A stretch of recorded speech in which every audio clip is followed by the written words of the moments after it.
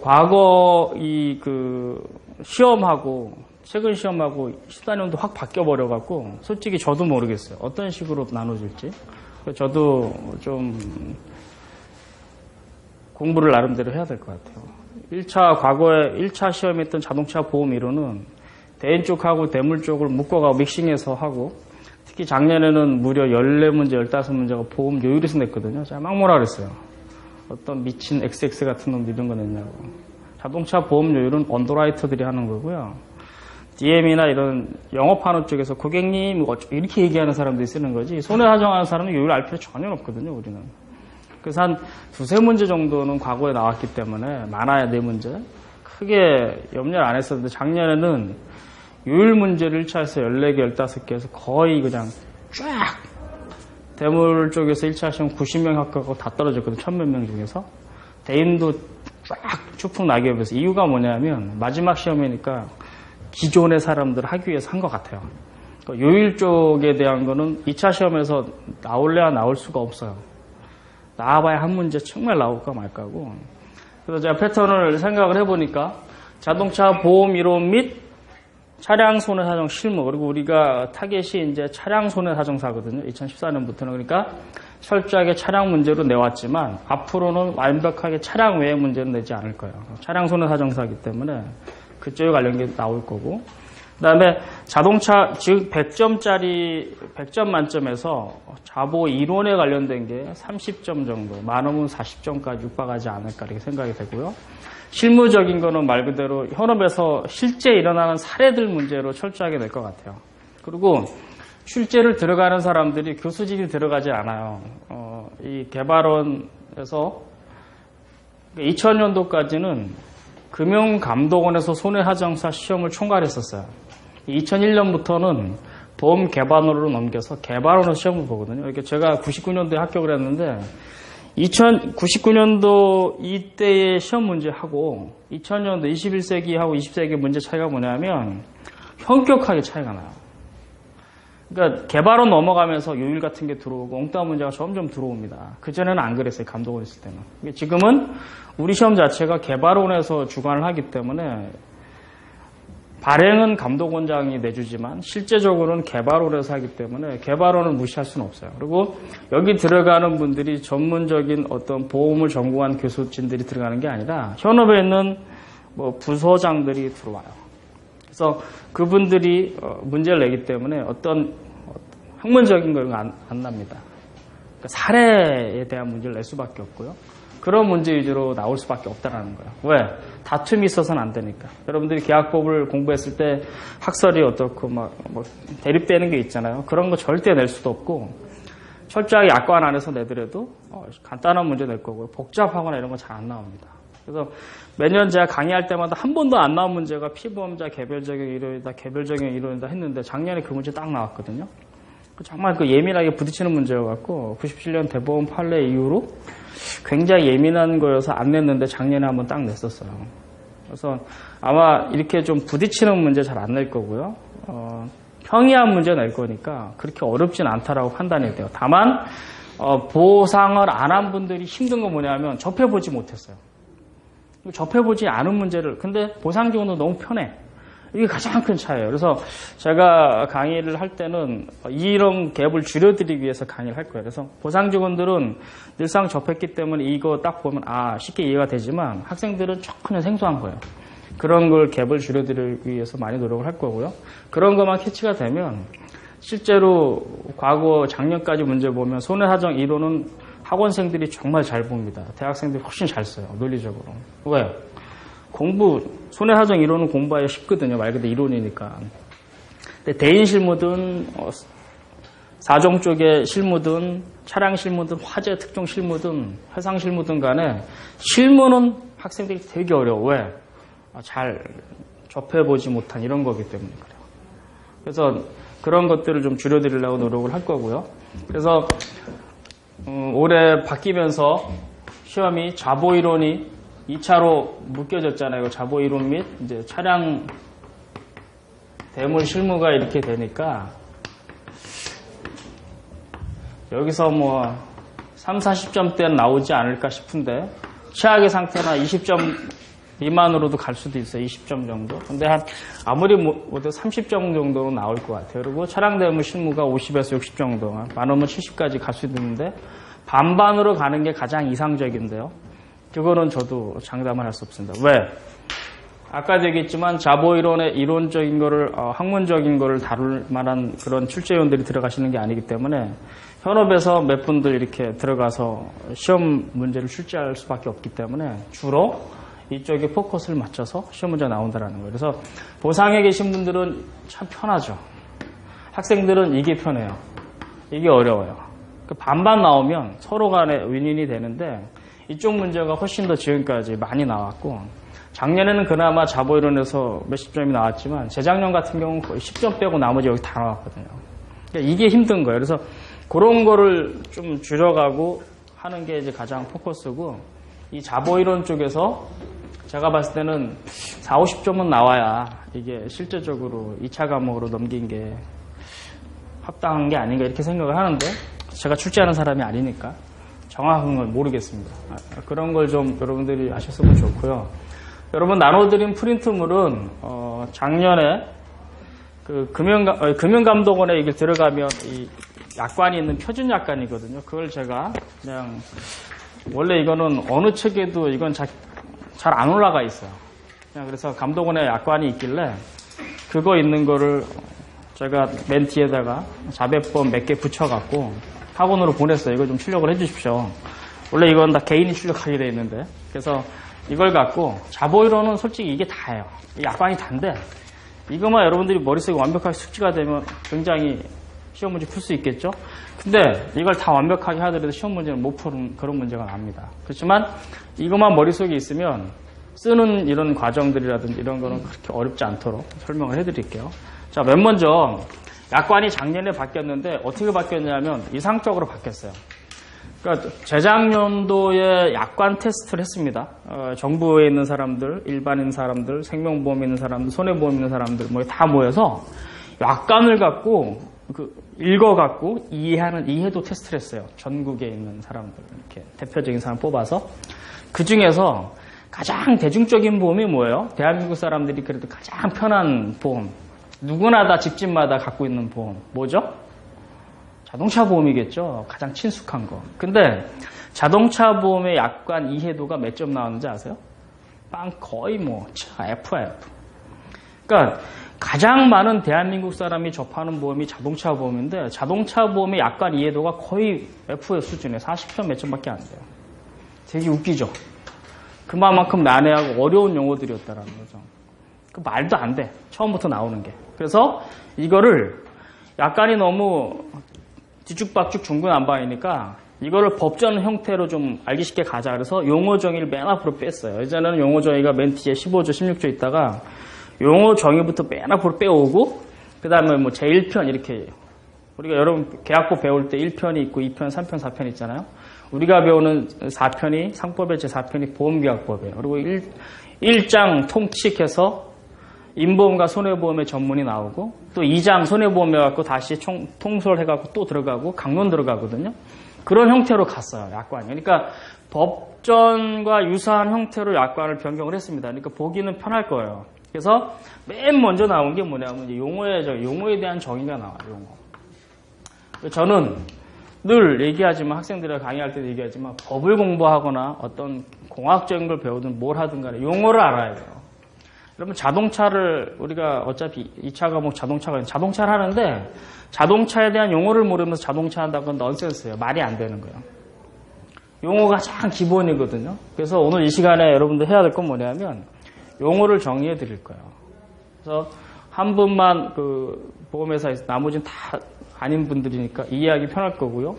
약관 해석할 때는 손해보험회사 직원들이 최고 이해도가 떨어져요. 왜 그런지 알아요? 저도 보상을 했지만 내가 발생하는 거에 100건 중에 95건 이상은 다 특별약관이 들어가 있어요. 근데 우리가 배우는 건 특별약관을 배우는 게 아니라 보통보험 약관을 배우거든요. 그러니까 대한민국 누구나 전 손해보험사에서 공통으로 취급하는 약관을 배우는데 각 손보사마다 지금은 상품이 다 개별적으로 돼 있고 요율이 다 틀리기 때문에 다 틀립니다. 그런 거에 맨날 익숙해서 보상 처리하다가 누구나 다 대한민국에 누구나 다 공통으로 적용하는 약관을 공부하는 거예요. 이게 딜레마에 빠져요. 그래서 우리가 배우는 약관은 대한민국의 모든 손해보험회사가 다이렉트 마케팅 회사든 아무리 큰 보험 메이저 회사든 간에 누구나가 다 배우는 약관이에요. 이게 2000년을 기점으로 이렇게 바뀝니다. 그래서 2000년 이전에는 각 손보사가 쓰는 모든 약관은 동일했었어요. 그래서 99년도에 플러스 보험이라는 게 나오고 이것까지는 동일합니다. 그리고 2000년부터 어떻게 바뀌냐면 각사의 보험 요율 자율화를 시켰어요. 요율 자율화라는 건 뭐냐면 보험료를 니네 마음대로 받으세요 이거예요. 그래서 삼성 같은 데 만약에 다이렉트 마케팅 안 하다가 막 하니까 규모의 경제에서 삼성이 막 풀어버리면 조그만 사서 죽습니다 이거.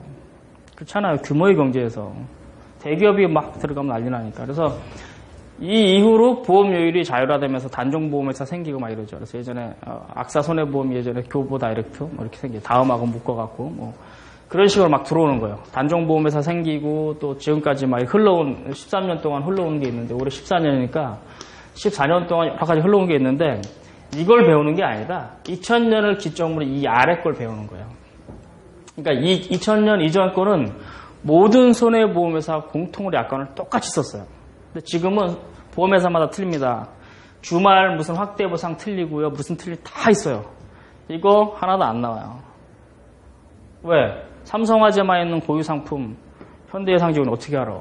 현대에만 있는 고유상품 LI 직원이 어떻게 알아? 동본 모릅니다. 그래서 이 이전의 거. 그래서 2000년도에까지 있는 약관을 갖고 그대로 적용을 하되 이거를 모토로 보험 요율을 자기네 회사에 만들어서 자기네 회사의 고유 상품을 만든 거예요.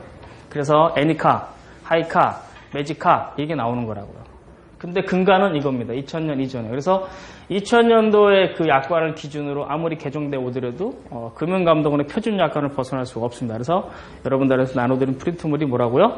이 표준 약관을 나눠드린 거예요. 그래서 표준 약관의 맨 처음에 목차부터 해서 설명을 드리는 걸로 하겠습니다. 자, 한번 보세요. 그럼 목차를 보면 1편, 2편, 3편, 4편 이렇게 돼 있죠.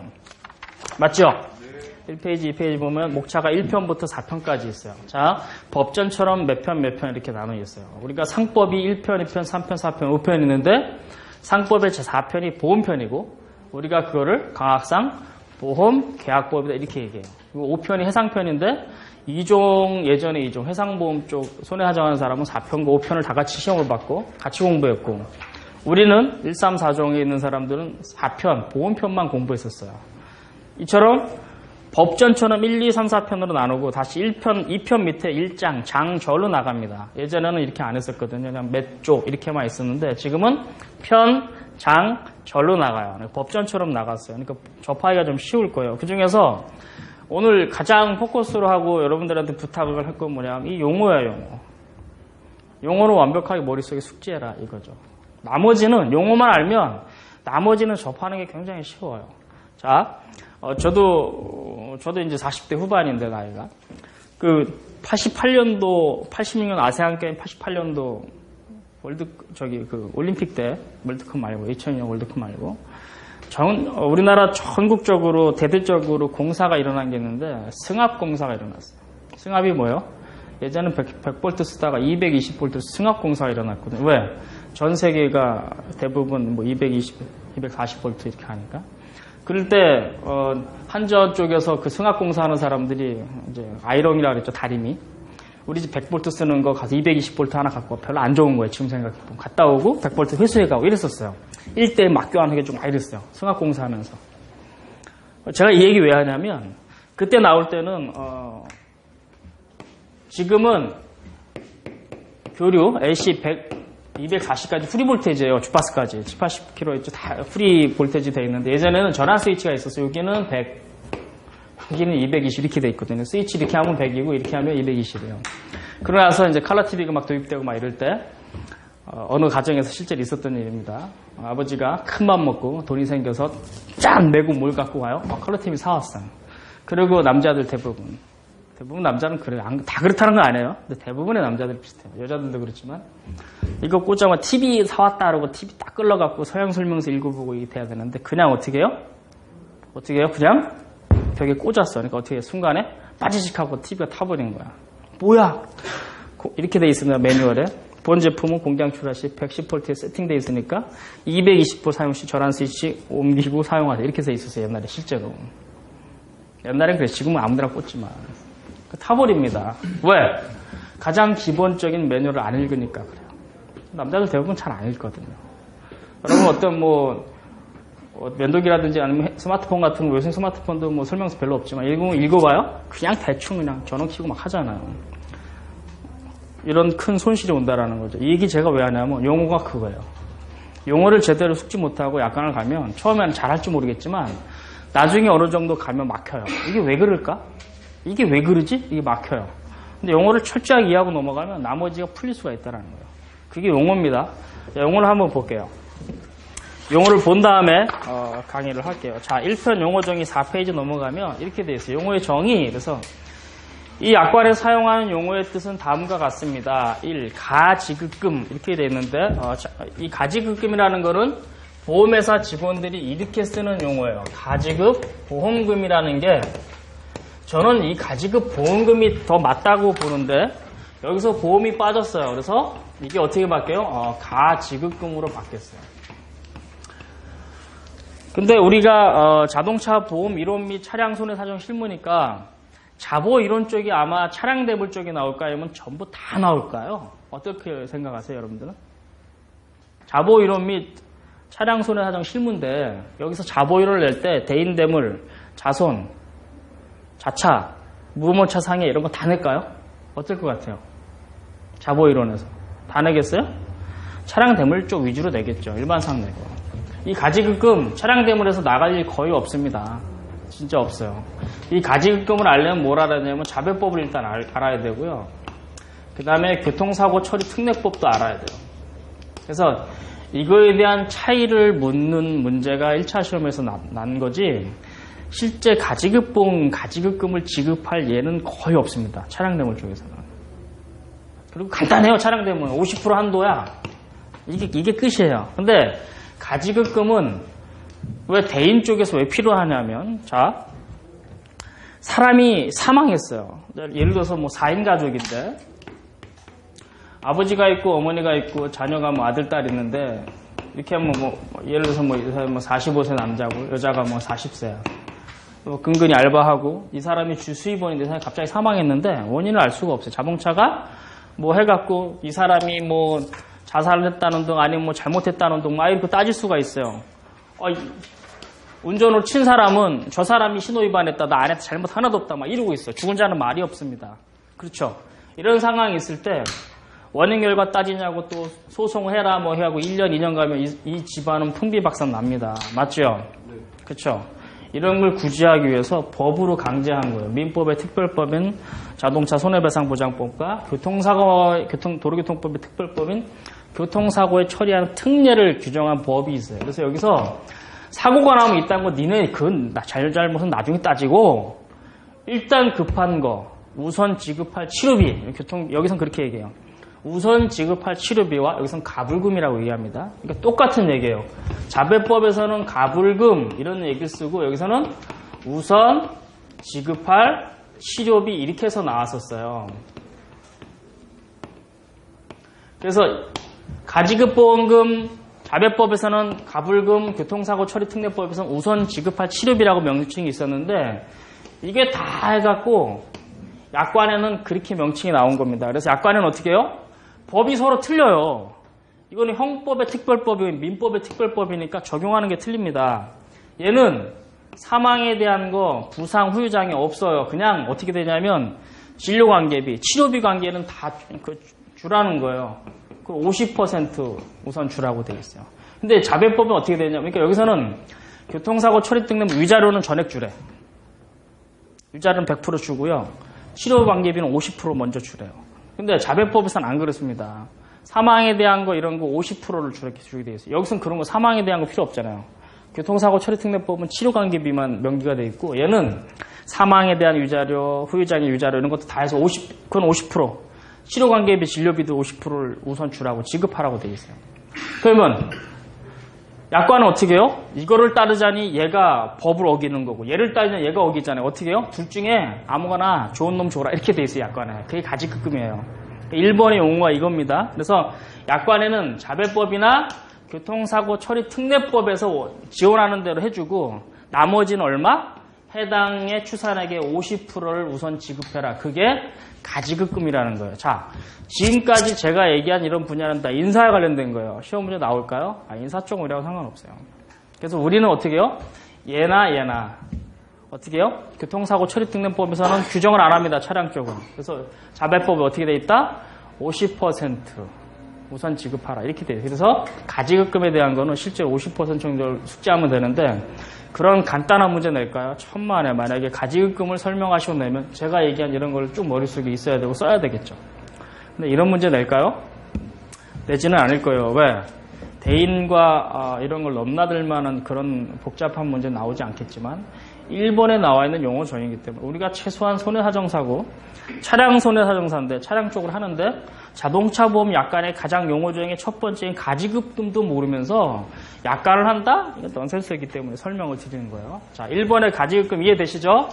자동차 사고로 인하여 소요되는 비용을 충당하기 위하여 보험회사가 피보험자에 대한 보상 책임이나 피해자에 대한 손해배상 책임을 확정하기 전에 확정되려면은 뭐 이게 한참 걸리잖아요. 아까 얘기했듯이 뭐 이게 뭐 네가 잘해진 내가 잘해서 뭐 소송 가고 6개월, 1년, 2년 저 집안 난리 나죠. 그래서 그 전에 그 비용의 일부를 피보험자 또는 피해자에게 미리 지급하는 것을 말합니다. 그래서 이게 자동차 손해배상보장법과 교통사고 처리특례법이 다 틀리게 돼 있다. 그래서 약관에서는 둘 중에 이로운 놈을 주게끔 이렇게 나중에 보면 다 나와요. 그래서 가지급금이라는 게 개념이 그거고. 두 번째. 단기요율이라는 게 있어요. 자, 단기라는 게 무슨 단기. 단기가 뭐예요? 서기 단기. 그 단기는 뭐 우리 그 단군 왕검 이후로 그게 단기인데 그거 말고 단기는 짧을 단자예요. 기간이 짧은 거예요. 자, 자동차 보험은 몇 년짜리 보험이에요? 그렇죠. 1년 만기죠. 1년짜리예요. 근데 1년보다 훨씬 더 짧게 드는 거. 그걸 무슨 보험이라 할까요? 그걸 단기 보험이라고. 이해되시죠? 통상 오늘이 14년 1월 4일이면 오늘 가입하면 언제까지?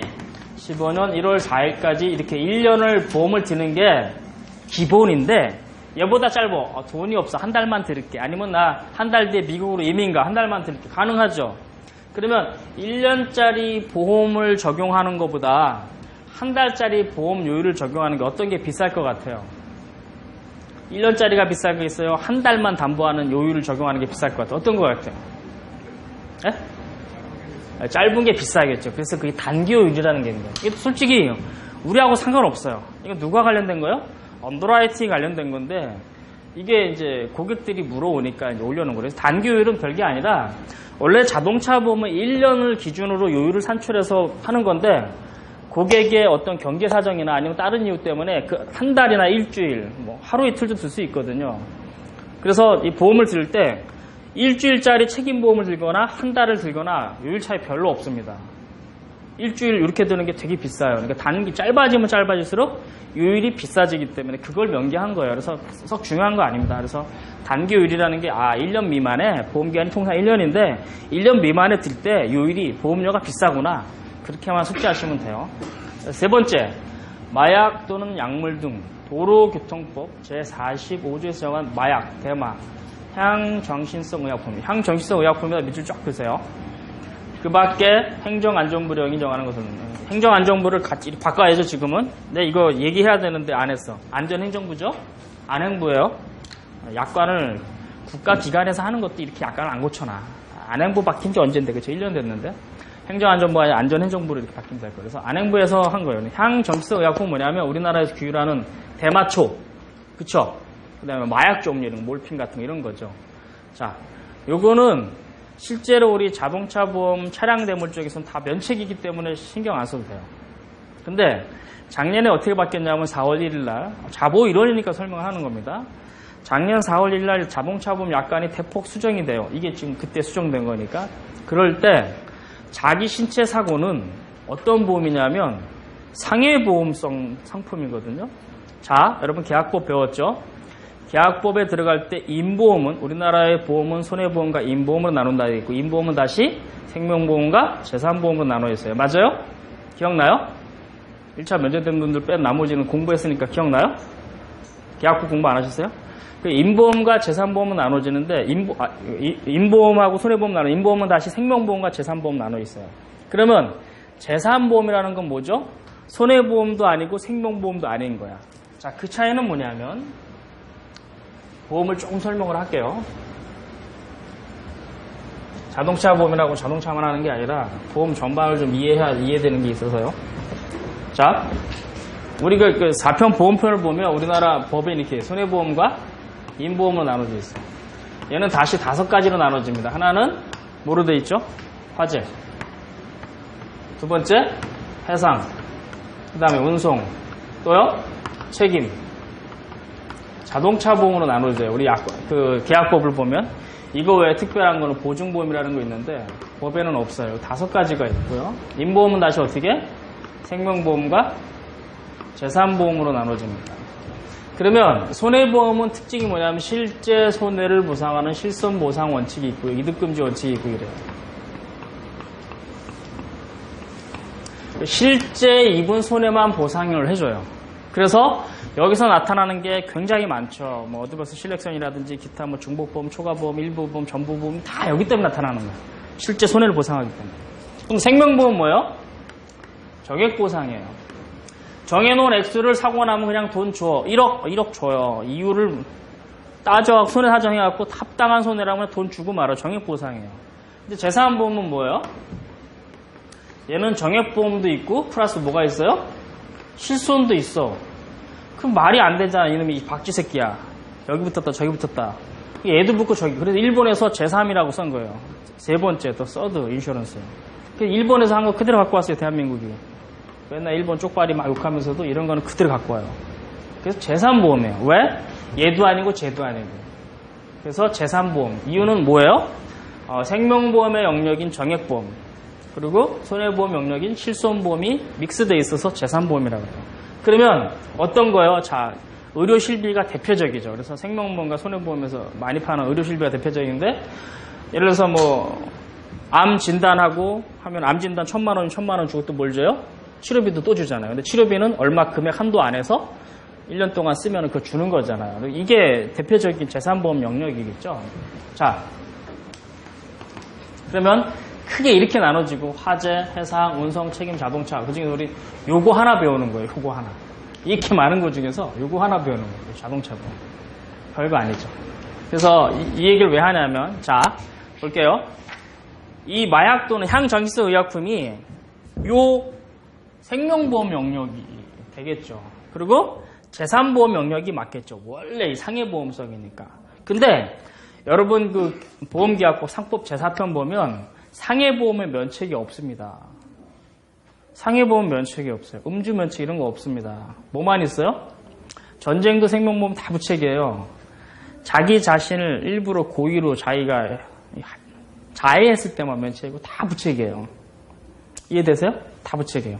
또 슈사이드 클로즈라 그래서 자살 면책 조항은 생명보험을 가입하고 2년이 경과되고 자살하면 그거는 사고로 보기 때문에 그것도 부책이라고요. 실제 면책이 없어요. 근데 자동차 보험을 보니까 우리가 이렇게 나눠놨는데 그러면 크게 보험을 이렇게 나눠놓고 여기서 우리가 배우는 자동차 보험을 딱 빼놓으면 어떻게 나누자면 첫 번째는 이제 배상 책임에 대한 걸 나눌 수가 있어요. 두 번째는 상해보험으로 나눌 수 있고요. 하나는 마지막 재물보험으로 나눌 수가 있어요. 자, 배상책임보험 영역은 어떻게 되냐면 대인배상 1이 있고요. 대인배상 2가 있고 대물배상이 있어요. 그리고 상해보험은 자기 신체 사고가 있고 얘를 비슷한 게 자동차 상해라는 게 나눠져 있어요. 그 다음에 또 하나가 무보험차 상해입니다. 그리고 재물보험이 자기 차량 손해가 있겠죠. 자, 그럼 배상 책임은 자동차 보험에서 책임보험에서 끌고 온 거예요. 그러면 배상책임보험은 대인배상 1, 2, 대물배상 나눠 있고 여기는 다시 이제 의무보험과 임의보험으로 나누지만 지금 향정신성 의약품, 대마 이런 게 여기서 바뀐 거예요. 자기 신체 사고에서. 자, 상해보험이죠. 상해보험에서는 면책이 있어 없어요? 중과실. 면책 없습니다. 중과실 면책 없어요. 근데 그래서 기존의 약관을 보면 작년 4월 이전의 약관을 보면 무면허, 음주 다 부책이었습니다. 왜? 실제 소송에서 다 이겼거든요. 왜? 상해보험 중과실 면책 없어요. 근데 여태까지 유일하게 보험회사가 버텼던 게 뭐예요? 대마초 흡연, 향정신성 의약품에 해롱해롱한 사람 운전하면 사망보험 안 주고 다친 거 안 줬었어요. 근데 약관이 이거 왜? 야, 법에 그딴 게 어딨냐? 없잖아. 그리고 고쳤어요. 그래서 작년 4월 1일부로 띵 부책으로 바꾸고 그래서 부책으로 바뀝니다. 이게 가장 대표적으로 바뀌었어요. 그래서 막 난리가 났죠. 보험이 이러냐, 범죄자 양성하는 거냐, 이렇게 했는데 어쨌거나 그 근간 취지를 들어가 보면 다른 이유 하나도 아니에요. 상해보험성 보험 상품이기 때문에 이 우회 법에 약간의 우회 모법인 법에서 면책이 아닌 부책인데 그 하위에 있는 약관에서 어떻게 면책을 가느냐 이래서 부책으로 바뀐 거예요. 법대로 간 겁니다. 근데 일반인들은 모르죠. 근데 실제로는 법대로 간 게 맞아요. 그래서 여기에 보면 용어정이 3번에 대한 건 작년에 그게 좀 바뀌어 있다 이렇게 이해하시면 될 것 같고요. 4번 무면허 운전 조정은 무면허라는 게 뭐예요? 이건 우리 대물 쪽에서 4번은 다룰 수가 있는 용어인데 자, 몇 년 전에 한번 출제된 문제가 있어요. 실제로 기출 문제로. 자, 무면허라는 게 뭐가 무면허일까요? 무면허. 그러니까 라이센스가 없는 거죠. 그러니까 무자격. 그쵸?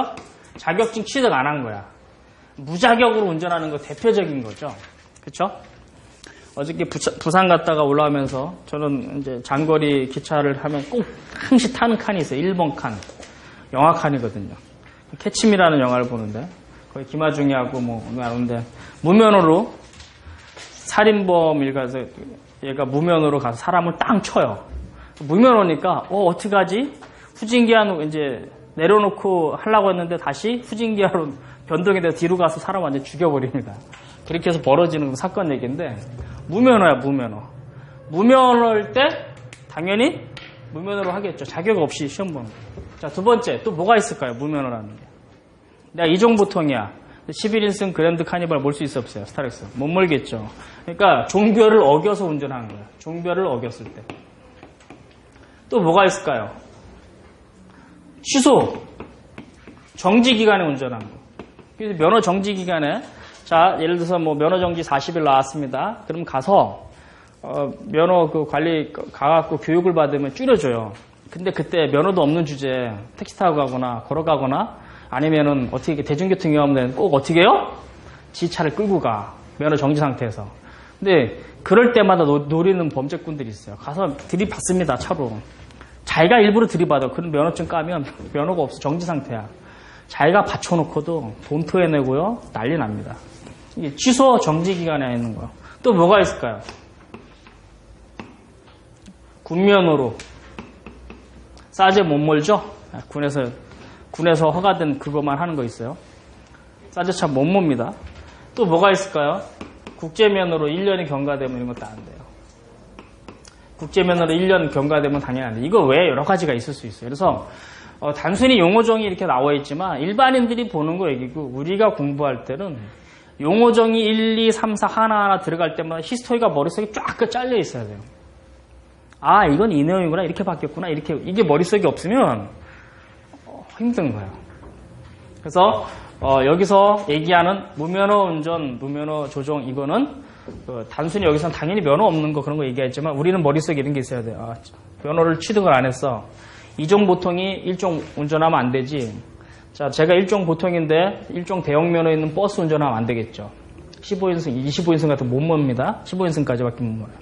면허를 내가 술 먹고 걸려갖고 한 40일 정지됐어. 그럼 운전하면 안 되겠죠. 그대 운전하는 거 안 되겠죠. 군면허를 받았는데 일반 면허 안 되겠다는 거죠. 군용 차량만 되는 거예요. 안 되게 돼 있어요. 국제면허를 했는데 1년이 경과됐어. 이게 당연히 안 되겠지. 이 외에도 여러 가지 찾아볼 수는 있겠지만 이런 것들. 그래서 도로교통법이나 건설기관관리법에 운전면허에 관한 규정이 위반되는 무면허 또는 무자격 운전을 말하며 운전면허의 효력이 정지된 상황이거나 운전이 금지된 상황에서 운전하는 것을 포함합니다. 자, 또 하나. 적성검사 기간이 1년이 경과돼서 어떻게 될까요? 1년이 경과됐어. 1년이 경과됐어요. 그러면 그것도 무면허일까요? 1년이 경과된 거 통보받으면 그걸 해서 통보받고 다 인지가 됐으면 무면허가 맞는데 전혀 통지 못 받았다면 어떻게 돼요? 그거는 이제 벗어날 수 있죠. 그게 일종의 약관에 이제 설명하면서 얘기하지만 통지를 받아야 되거든요. 도달주의 원칙에 따라서 우리가 민법상 도달이 안 됐으면 그걸 주장을 못하는 이런 것도 있는데 차차 그거는 좀 배워나가도록 하겠습니다. 다섯 번째네. 네 번째 했으니까 무범자동차. 자, 그럼 무면허 배웠고 다섯 번째 무범자동차인데 무범자동차는 뭘까요? 이것도 우리하고 거의 상관없어요. 이것도 다 대인에 관련된 거예요. 그러니까 신체 손상에 관련된 건데 무범자동차는 뭐냐면 보험을 안 들었어요. 근데 보험을 안 들었는데 자, 여기 대인배상완이라는 거 있죠.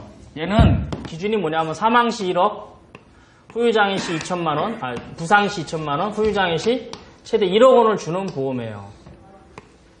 그래서 사망시 최고 1억, 부상시 치료 관계비로 2천만 원 최고, 후유장애 시 최고 1억까지 주는 보험이 대인배상완에 대한 강제 책임 보험인데 여기 나와 있는 이 금액들 저기 있죠. 자, 만약에 내가 책임보험도 정말 안 들었어. 그럼 어떻게 될까요? 정부 보장 사업이라고 있습니다. 정부에서 보장을 해줘요. 그래서 삼성이나 현대나 LIG나 메리츠나 이런 데 동부 같은 데 신고하면 보험을 안 들었어, 저 사람이. 그럼 정부에서 대신 해줘요, 이거를. 그러니까 진짜 책임보험을 안 든 차든 든 차량이든 간에 대인배상 완에 대해서는 누가 해줘도 해주죠. 그거 안 들은 거는 무보험으로 보지 않습니다. 무보험이라는 건 뭐예요? 대인배상 2를 안 들은 거예요. 대인배상 2를. 이해되시죠? 그러니까 1억을 초과하는, 어떤 사람이 사망했는데 이 사람이 손해액이 한 2억 5천이 나왔어요. 그러면 책임보험 요것만 가입돼 있다면 이게 무보험이라는 거죠. 왜? 1.5억이 모자르잖아. 이게 무보험이라는 거야. 근데 이것도 안 들고 다 안 들었어. 이거 안 든 건 상관없어. 근데 어떤 사람이 사망했는데 최고 8천만 원밖에 안 나왔어. 근데 이 사람이 보험에 안 들었어요. 그건 무보험이 아니라는 거. 왜? 국가에서 해주니까. 그렇죠. 1억 미만까지는. 그래서 여기 우리가 얘기하는 무보험이라는 거는 책임보험을 들었니 안 들었니 그걸 따지는 게 아니라 대인배상 2를 안 들은 거. 그걸 무보험이라고 얘기합니다. 또 들었는데 대인배상 2는 대부분 무한이거든요. 무한으로 들었는데 나는 한 2억만 들었어. 근데 손해액이 3억 나왔어. 그것도 무보험으로 본다. 이런 거예요. 그런 게 명기되어 있는 게 무보험에 대한 내용이니까 여러분 쭉 보시면 되고요. 여섯 번째. 이 여섯 번째가 여기다 별을 이렇게 한 3개에서 5개 해놓으세요. 별이 5개. 제가 봤을 때는 자보 이런 용어에서 나오려면 이게 나오면 아주 이거 외에는 나올 만한 게 없어요. 지금까지 중에서. 왜? 작년에 처음으로 창설된 용어야. 저도 처음 봤어요. 이런 용어. 부분품, 부속품 이런 용어 안 쓰거든요. 우리. 근데 부분품, 부속품 이런 거를 이제 했어요. 부속기계 장치. 부분품이라는 거 보상하면서 부분품이라는 얘기 한 번도 지금까지 쓴 적 없어요. 근데 약관에 부분품이라고 들어가 있는데 약관의 부분품은 뭐냐면 자동차를 예를 들게요. 자, 여기서 약관에서 얘기하는 부분품이라는 개념은 뭐냐면 자동차를 보면 가장 여러 가지가 있겠지만 대표적인 게 심장과 같은 기관이 있죠. 그렇죠? 기관이 있고 이하고 끊었다 연결되는 동력을 전달하는 미션이 있습니다. 그리고 프로펠러 샤워 후륜구동일 때 슬리비움과 자제음과 기타를 통해서 동력이 전달이 되는데 이런 엔진이나 미션 같은 거, 이 자동차 전체 하나의 구성을 이루는 부속, 그 중에 하나 부분 이거를 뭐라 그런다?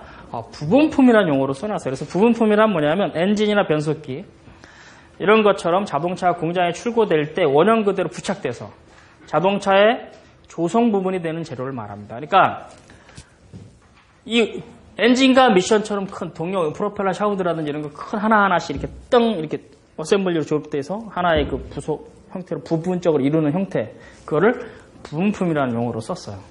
처음 나온 용어입니다. 이때까지 대물 실무 할 때 이런 얘기 안 쓰는데 약관에서 이렇게 나왔으니까 향후 앞으로 이렇게 갈 거고, 시험 문제 이렇게 낼 수 있어요. 자동적으로 부분품과 부속품, 부속기계장치의 정의를 설명하시오. 10점 이렇게 낼 수도 있다라는 거죠. 그래서 한번 꼭 숙지하길 바라고. 두 번째, 부속품. 여기서 부속이라는 걸 많이 썼었죠, 우리가. 자동차의 정착과 장비에도 밑줄 쫙쫙 그세요. 1번, 2번 따로 빼는 이유가 있습니다. 새로 창설된 용어예요. 재밌어, 이런 거.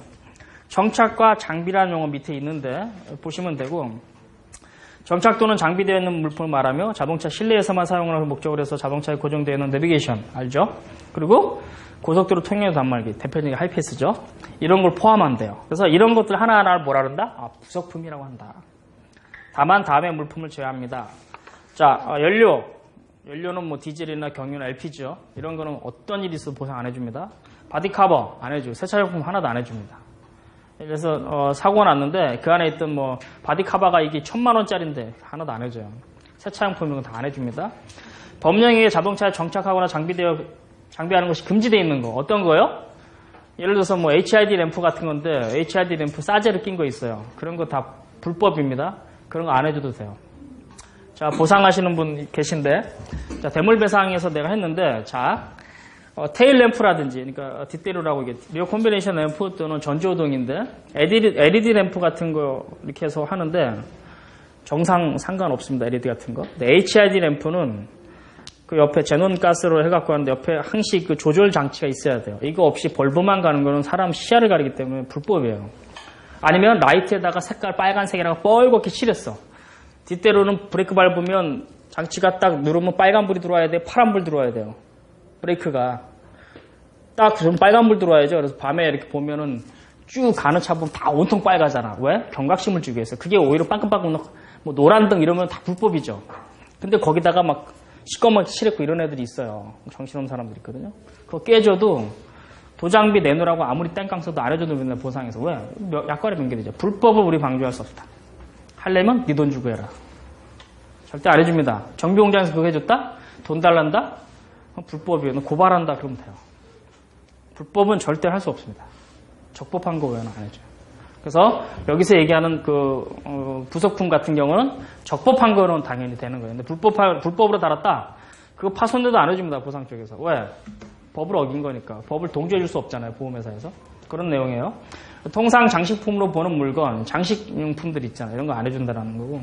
부속 기계장치, 뭐 이런 것들은, 거의 관련된 이런 것들은 부속 기계장치 같은 경우는 이제 별도로 이제 다항으로 빼놨으니까 얘기하는 거니까. 부속 기계장치는 의료방역차, 검사 측정차 뭐 이런 건데. 자, 예를 들어서, 방송 관계용 차량이에요. 그럼 방송 관계 장비가 뭐겠어요? 부속 기계장치겠죠. 자, 레카차예요. 여러분, 레카 장치가 뭐예요? 부속 기계장치죠. 그런 개념으로 이해하시면 돼요. 그래서 그렇게 이해하면 되고. 자, 운전 조종은, 운전이라는 건 뭐예요? 자, 운전에서 다른 건 모르고, 자, 맨 밑에 자동차 또는 건설 기계를 그 본래 사용 방법 밑줄 쫙 그으세요. 본래 사용 방법에 따라. 본래 사용 방법에 따라. 그래서 운전. 자, 그래서 운전이라는 거는 본래 사용 방법에 따라 하는 건데, 자, 자동차를 갖고 뭐 해요? 자동차 본래 사용하는 게 뭐예요? 물건을, 사람을 운송하는 데 쓰는 거잖아요. 그렇죠? 그게 운전이야. 근데 은행 터는 데 썼어. 운전이 아니라는 거죠. 범죄 행위 안 된다라는 얘기예요. 용어 정의에 명기가 돼 있기 때문에 범죄 행위 면책이야. 당연한 거지. 본래 용도가 아니니까. 용어에 명기돼 있어서 그래요. 해석을 할 수 있어요. 자, 8번. 그럼 운행이라는 거. 이건 자배법 용어 정의 제2조에 나오는데 운행은 뭐예요? 여기 또 밑줄 그으세요. 자동차는 용도가 맞는 게 뭐예요? 사람을 실어나르거나 화물을 실어나르 이런 건데 운행이란 건 뭐냐면 사람이나 물건 운송 상관없어요. 그런 거 관계없이 자동차를 그 용법에만 따라 사용하면 돼요. 자, 운전하고 그럼 이거하고 뭔 차이냐면 운전은 운전하는 게 뭐예요? 운전한다라는 거는 어디 차량을 이용해서 어디까지 정상대로 가는 거야. 근데 그걸 갖고 중앙선 넘어가갖고 신호위반하고 사람 위협하고 하면 안 되겠죠. 그건 운전이 아니라는 거예요. 그렇죠? 범죄에 있어서는 운전 아니에요. 운행은 뭐예요? 자, 이게 화물차인데 화물차에다가 이 사람은 그 화물을 안 싣고 거기다가 맨날 뭐 이상한 것만 싣고 다녀. 상관없다라는 거죠. 자, 버스인데 사람 안 싣고 얘는 동물만 싣고 다녀. 그 상관없다라는 거예요. 다만 용도에 맞게 쓰냐, 자동차 용도에 맞게.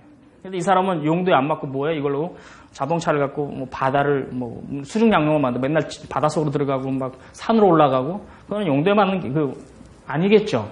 그런 건 안 되는 거다는 거예요. 제가 얘기하는 건 좀 극단적인 거지만 비교를 좀 해서 이해하기 쉽게 하려고 얘기하는 거예요. 그래서 운행하고 운전의 차이는 뭐냐면 운전이라는 거는 그 용도에 맞게 쓰는 거. 운행은 사람을 나르든지 짐승을 나르든지 어떤 화물을 나르든지 그런 거 필요 없다는 거예요. 그런 거 관계없이 그 밑줄 그라는 거예요. 그냥 본래 용법에 맞게만 하면 그게 운행이라는 거죠. 9번 음주운전. 그럼 음주운전은 뭐예요? 여기서도 우리가 아까 4번 무면허도 있지만 여기서 음주운전도 우리가 시험 문제에 충분히 낼 만한 거죠. 음주운전은 어떻게 돼 있어요? 여기 보면 도로교통법 뭐 몇 조 나와 있는데 이거보다도 더 중요한 게 뭐예요? 사람이 혈중 알코올 농도 BAL이 몇 % 이상? 0.05% 이상일 때를 음주운전을 하는데 자 형사적으로 하는 거하고 보험에서 하고 약간 틀립니다. 법에서는 0.05에서 0.1 사이는 어떻게 해요? 면허가 취소가 아니라 정지가 돼. 0.1이 넘었으면 그때 취소가 됩니다. 그쵸? 맞아요? 1번처럼 이거를 어떻게 낮추자는 얘기가 나와요? 0.03으로 낮추자 이런 얘기가 나옵니다. 우리는 이거 시험 문제 나오면 이런 거 다 적어줘야 돼요. 음주운전으로 폐해가 너무 많으니까 선진국들처럼 0.03으로 낮추자라든지. 자 그러면 우리는 이 밑에도 보험에서 한 0.05 미만일 때도 적용합니다. 어떻게 적용해요? 어떻게 돼 있어요? 그 보면은 소주 딱 한 잔 먹었대. 위드마크 공식에서도 안 나와요. 그럼 어떻게 입력할 수 있어요? 주최한 게 미만에서 0.05 미만 할증시킬 수가 있어요. 맞아요? 보상이 입력하면 할증됩니다. 그 사람. 그러니까 나도 예전에 보상할 때 악착같이 했어. 심정은 있고 너 이렇게 할 수 없잖아요. 정말 안 돼. 도저히 방법이 없어요. 선생님 내가 해드릴게요. 그리고 이제 차나 한잔 하시죠. 얘기한다고. 선생님 내가 이제 이 자리에서 얘기하면 분명히 부책합니다. 솔직히 얘기해봐요. 소주 한 잔씩 먹었죠? 먹었죠. 쓰세요. 해준다며. 해드릴게요. 써. 내가 그거를 며칠을 쫓아다녔는데 써요. 소주 한 잔만 먹었다고 쓰세요. 그러면 공식하면 절대 안 나옵니다. 대신 내가 어떻게 해요? 할증을 시켜. 주최한 게 미만에서 할증시킵니다. 소주 한 잔 나오면 0.05 미만이 나오니까 할증을 시켜야지. 기분 나쁘잖아. 왜? 내 돈 나갔잖아요. 나도 보험료 냈는데. 그래서 이 보험회사는 그런 게 있어요. 그래서 0.05 미만도 우리가 그걸 입력을 시키면 할증을 합니다. 특별 할증을 시킬 수가 있어요. 그래서 이런 것들은 뭐 약관에도 나오지 않지만 여러분들한테 좀 설명을 하는 거예요. 좀 쉬었다가 의무보험부터 좀 할게요. 지금이 11시니까 한 10분 쉬었다가 그리고 용어 계속해서 보도록 하겠습니다.